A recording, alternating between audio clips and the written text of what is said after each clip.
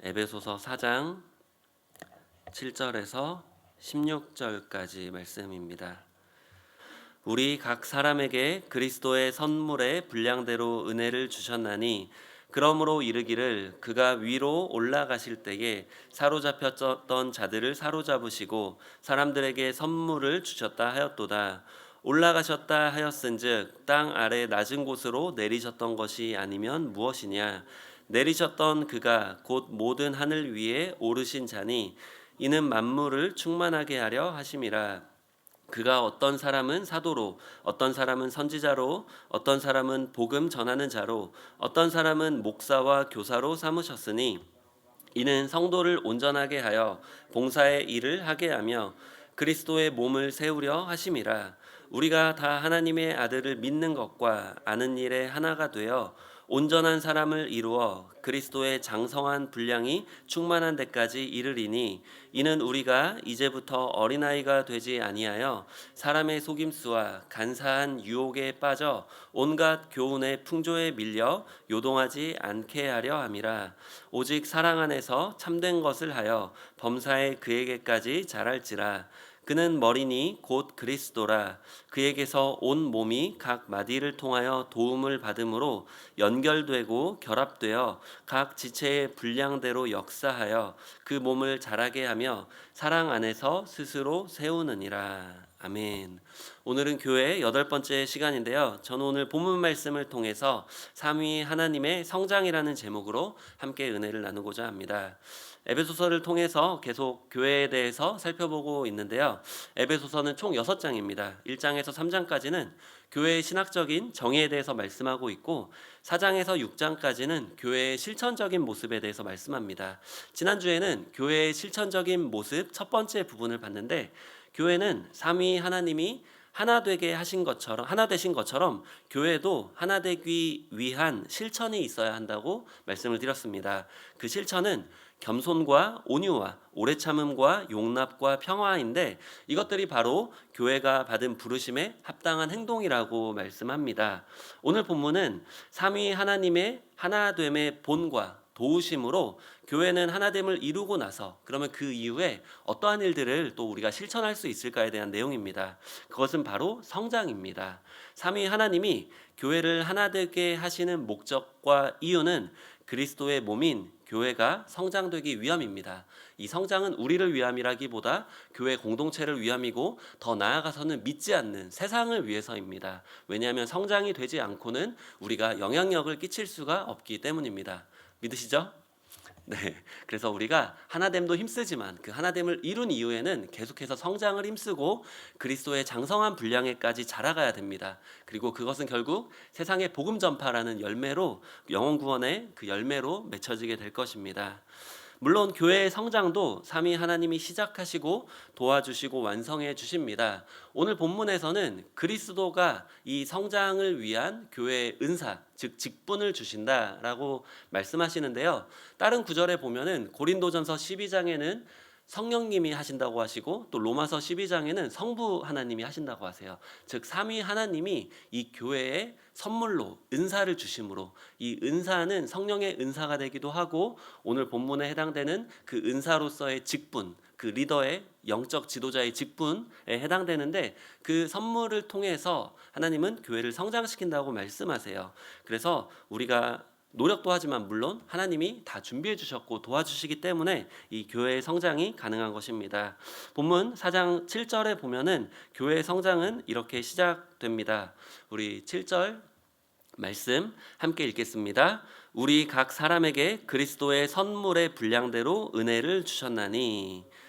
조금 전에도 말씀드린 것처럼 여기서 은혜는 이제 똑같은 원어를 사용하지만 문맥상 죄 용서에 대한 은혜라기보다는 그 뒤에 나오는 은사로 주시는 직분을 가리킵니다. 이는 우리의 직분은 그리스도께서 주셨고 또 그것은 우리의 믿음과 재능과 적성의 분량에 따라서 주셨다는 것입니다. 여기서 예수님의 그 절대적인 그 주권과 또 그 직분에 대한 능력, 그 함께하심, 이것을 우리가 생각해야 됩니다. 이어서 이것을 자세하게 설명하는데요. 8절 본문 8절 말씀 함께 읽겠습니다. 그러므로 이르기를 그가 위로 올라가실 때에 사로잡혔던 자들을 사로잡으시고 사람들에게 선물을 주셨다 하였도다. 아멘. 그가 그러므로 이르기를 그가 위로 올라가실 때, 즉 예수님이 부활하심으로 사로잡혔던 자들, 그러니까 사탄과 양령들을 해당하는데 그 자들을 다시 사로잡으셨다. 이 말은 완전히 괴멸시키셨다는 것을 의미하고요. 그 다음에 사람들에게 선물을 주셨다. 즉 예수님이 떠남으로 교회가 생겨났고 또 교회에 그러한 여러 직분들, 이후에 나오는 여러 직분들을 주셨기 때문에 그것을 선물로 주셨다고 말씀하고 있어요. 또 이어서 9절에서 10절에 보면 예수님이 땅에 오셔서 하늘로 올라가시는 그 의미와 목적에 대해서 또 말씀하고 있습니다. 우리 본문 9절에서 10절 함께 읽겠습니다. 올라가셨다 하였은즉 땅 아래 낮은 곳으로 내리셨던 것이 아니면 무엇이냐? 내리셨던 그가 곧 모든 하늘 위에 오르신 자니 이는 만물을 충만하게 하려 하심이라. 아멘.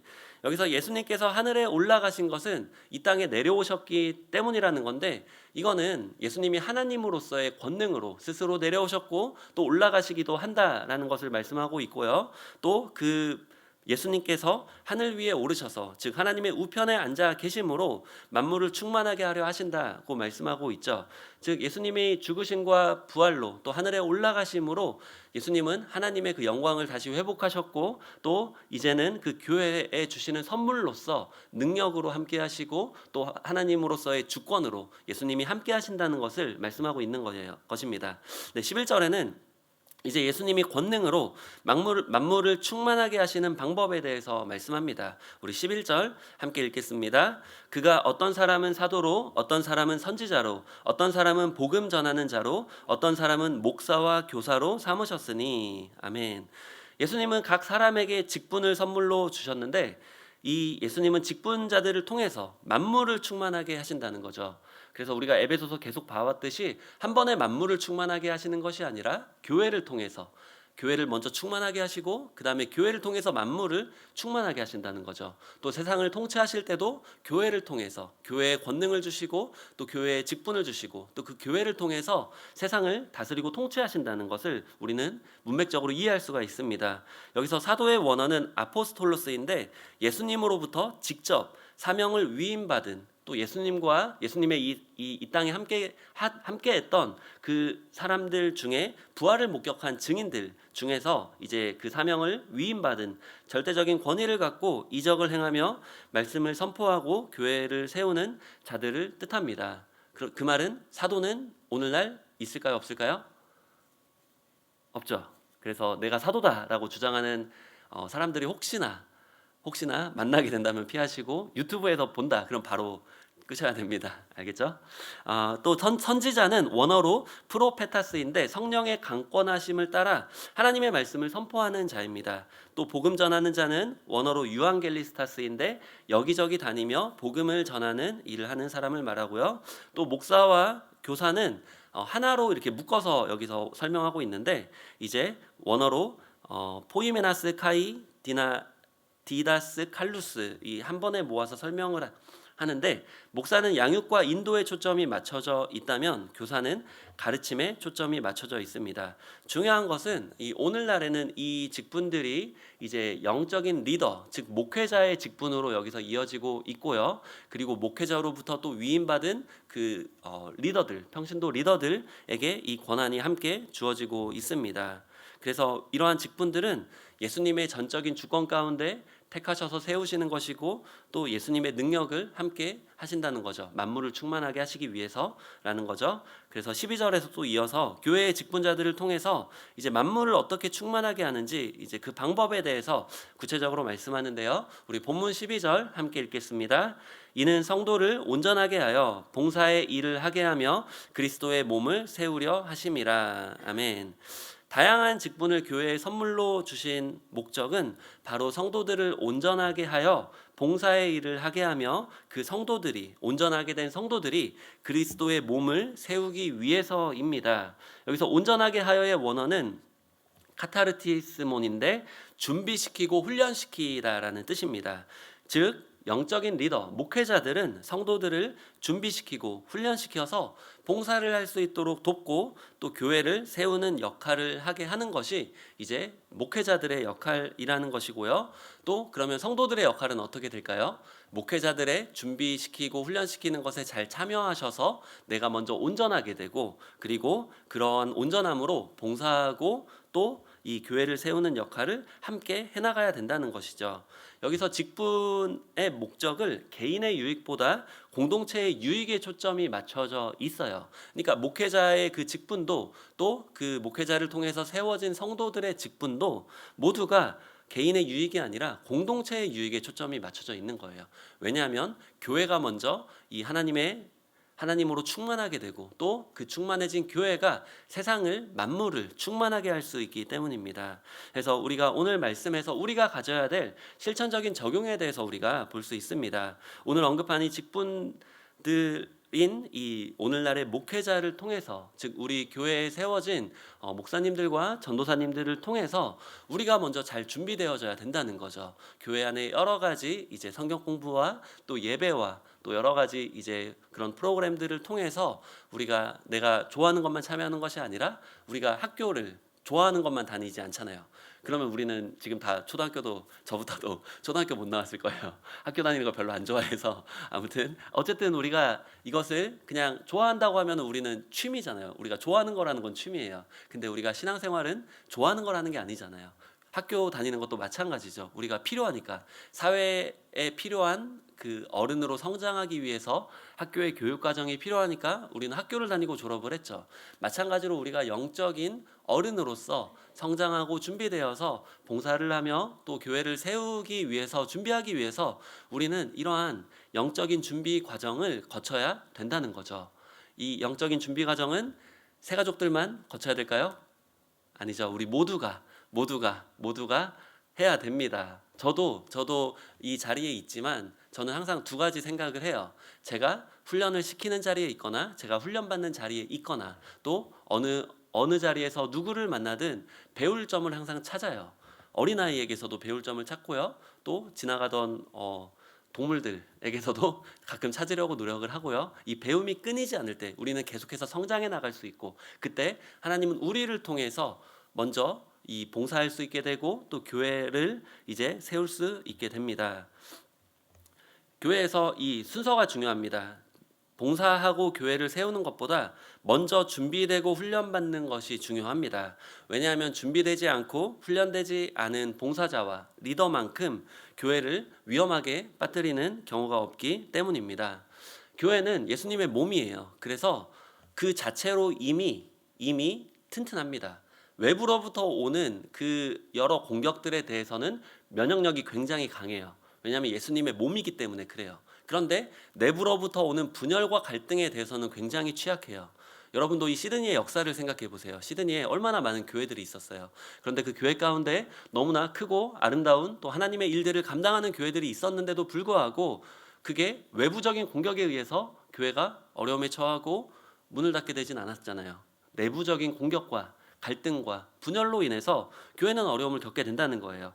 그렇기 때문에 교회 안에서 목회자들의 도움을 받고 성도들이 잘 준비되고 훈련되어져서 리더로 세워지고 그 리더들이 봉사하고 몸된 교회를 세워야 된다는 겁니다. 그리스도께서 선물로 5가지 직분을 교회에 주신 가장 최종적인 목적에 대해서 13절에 말씀하고 있습니다. 우리 본문 13절 네, 우리 함께 읽겠습니다. 우리가 다 하나님의 아들을 믿는 것과 아는 일에 하나가 되어 온전한 사람을 이루어 그리스도의 장성한 분량이 충만한 데까지 이르리니. 아멘.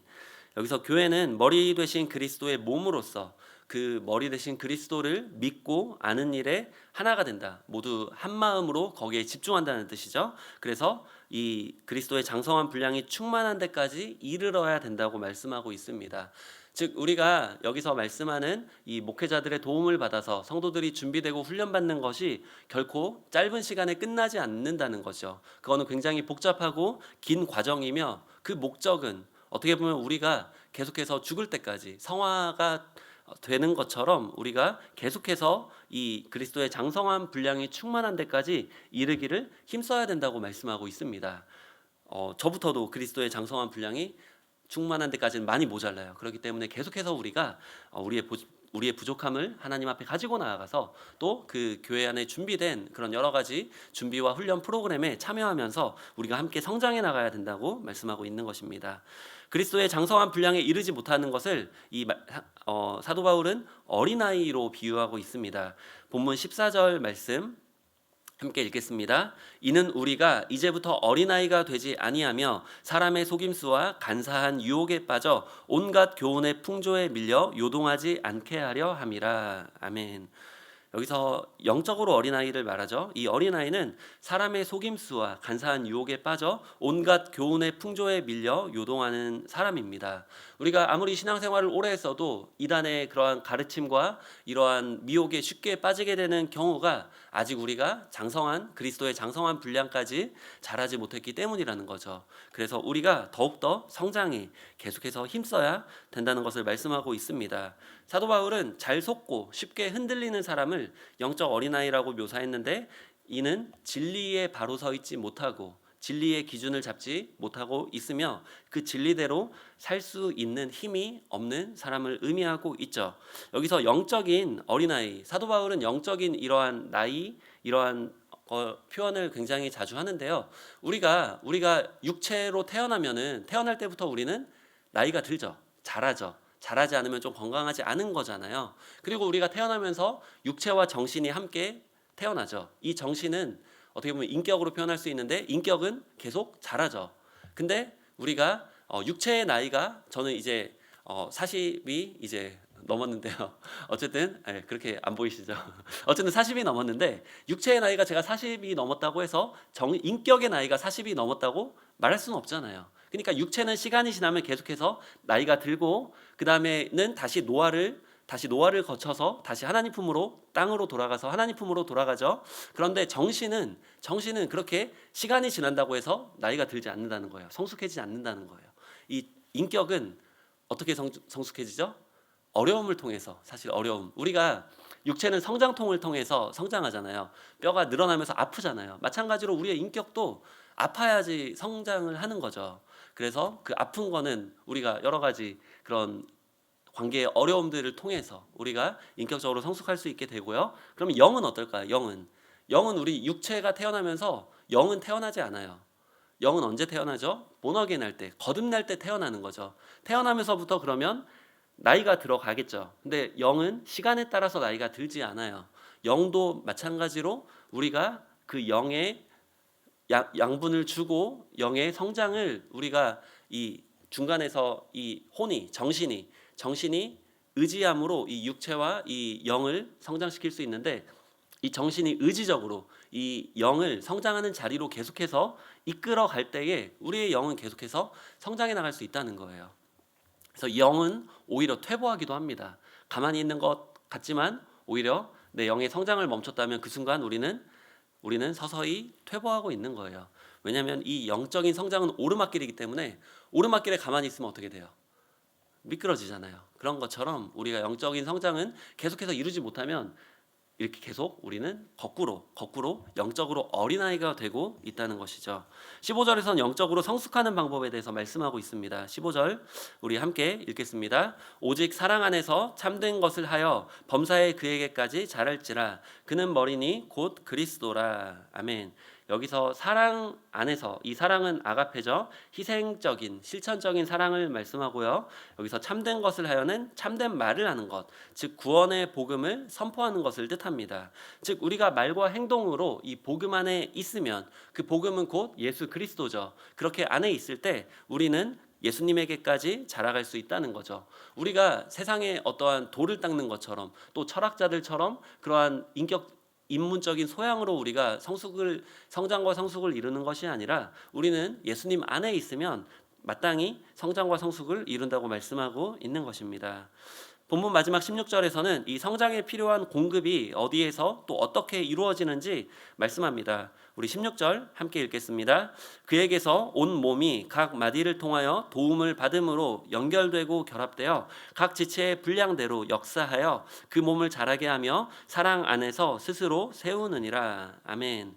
교회는 그리스도를 머리로 하여 그 그리스도로부터 성장에 필요한 양분이 공급됩니다. 그런데 이 양분이 온몸 구석구석 공급되려면 그리스도로부터 연결이 돼 있어야 되고 또 몸의 각 지체들이 연결이 돼 있어야 이 양분이 계속해서 계속해서 흘러오게 되는 거죠. 그래서 잘 연결되고 잘 결합되어 있어야 됩니다. 그래서 교회는 그리스도를 머리로 하나됨으로 한 몸을 이루어야 되고 또 각 지체들이 한 마디와 한 몸으로 연합이 잘 되어져 있을 때 그때 양분은 그리스도로부터 온몸의 각 지체로 전달이 되고 교회는 성장을 함께 해나갈 수 있다는 거죠. 우리가 만약에 어떤 사람이 있는데 이제 몸은 이렇게 어른의 모습인데 하반신이 아이의 모습이면은 건강하게 이 영양분이 골고루 전달이 되지 않은 거잖아요. 마찬가지로 우리 교회 안에도 하나 되지 못하고 있다면 그 하나 되지 못한 부분에서 이 그리스도의 영양분이 단절이 되고 성장이 이루어지지 못한다는 것이죠. 여기서 연합되고 결합되어라는 단어는 좀 비슷해 보이지만 원어로 보면 좀 의미가 다릅니다. 연결되고의 원어는 쉬나르 몰로 구메논인데 건축 이미지로서 함께 짜맞추어져 가는 거죠. 우리가 교육관 공사하고 있는데 한 가지 재료로만 짓지 않잖아요. 여러 가지 재료로 다양하지만 그것이 하나가 되죠. 바람이 불고 비가 불어도 절대 나누어지지 않잖아요. 마찬가지로 교회도 각 지체가 다 다양하고 다른 모습을 가지고 있지만 그럼에도 하나 될 수 있다는 거죠. 왜냐하면 우리는 그리스도를 머리로 하기 때문이죠.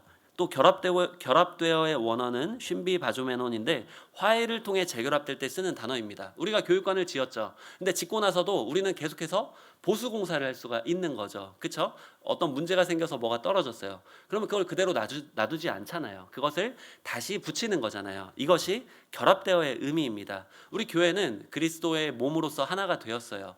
그렇지만 우리가 성령이 하나 되게 하신 것을 힘써 지켜야 된다는 거죠. 때때로 교회 안에 갈등이 있을 수 있고 또 분열이 있을 수 있어요. 그럼에도 불구하고 우리는 다시 재결합돼야 된다는 것을 말씀하고 있습니다. 그때 각 지체는 하나님이 주신 능력에 따라 직분에 따라 봉사할 때 교회는 성장하며 사랑 안에서 교회는 스스로 세워져 나가게 됩니다. 그 스스로 세워져 나가지만 그 뿌리에는 그리스도의 이 DNA가 그리스도의 이 희생이 존재하고 있죠. 이러한 하나됨과 성장의 모습을 예수님이 말씀하신 포도나무 비유에서 찾을 수 있습니다. 요한복음 15장 5절 요한복음 15장 5절 함께 읽겠습니다. 나는 포도나무요 너희는 가지라. 그가 내 안에 내가 그 안에 거하면 사람이 열매를 많이 맺나니 나를 떠나서는 너희가 아무것도 할 수 없음이라. 아멘. 우리가 포도나무 대신 예수님께 가지된 교회가 끊어짐 없이 하나 되어 잘 연결되어 있으면 포도나무로부터 가지로 또 그 가지가 옆에 가지에게 계속해서 전달되며 결국 열매까지 맺어질 수 있다는 거죠. 그래서 이것은 예수님이 우리 안에 계시는 것이고 우리가 예수님 안에 거하는 것이라고 말씀하고 있습니다. 말씀을 맺겠습니다. 사랑하는 성도 여러분, 하나됨은 해도 되고 안 해도 되는 것이 아닙니다. 하나됨은 성장을 위한 필수 조건입니다. 하나됨이 없다면 성장은 시작조차 할 수 없습니다. 또 예수님은 교회의 성장을 위해서 선물로 직분을 주셨습니다. 그 영적 이 지도자들, 목회자들의 섬김을 통해서 성도들은 온전하게 되고 봉사를 하고 교회를 세울 수 있게 됩니다. 이 성장 또한 해도 되고 안 해도 되는 것이 아닙니다. 모두가 함께 해야 되는 것입니다. 그런데 성장은 교회 안에 여러 가지를 함께 통해서 성장하게 됩니다. 내가 하고 싶은 것만을 통해서는 성장할 수가 없어요. 예수님도 프리칭을 하셨고, 그러니까 선포, 설교를 하셨고, 또 티칭, 이 가르치기도 하셨고, 또 치유하기도 하셨고, 공급하기도 하셨잖아요. 그래서 우리가 공급은 기도로, 또 치유도 기도로, 또 이 프리칭, 이 선포는 설교로. 그렇지만 이 가르침은 우리가 또 다른 이러한 배우는 이런 프로그램을 통해서 우리가 성장할 수 있게 된다는 거죠. 그래서 바라기는 예수님께서 우리 교회에 세우신 직분들을 통해서 온전케 되심으로 봉사의 일을 하며 교회를 온전히 세워 나가시는 저와 여러분이 되시길 예수님의 이름으로 축원드립니다.